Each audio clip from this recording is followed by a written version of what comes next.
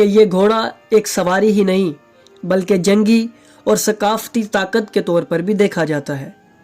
अंबिया कराम की हयात में भी घोड़ा इस्तेमाल किया जाता रहा और रिवायात में जो नायाब बात हमें मालूम हुई वो ये, आगाज़ में इस मखलूक के भी पर हुआ करते थे और ये हवा में परवाज़ किया करती थी। अल्लाह के नबी हज़रत इस्माईल अलैहिस्सलाम के दौर में इनके परों को ख़त्म कर दिया गया।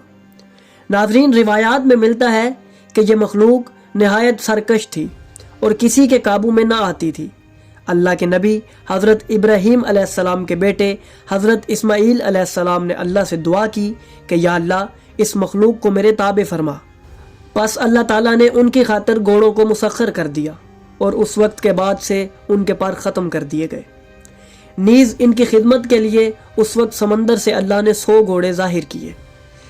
नाज़रीन, तारीख़ अंबिया और तारीख़ इस्लाम के साथ साथ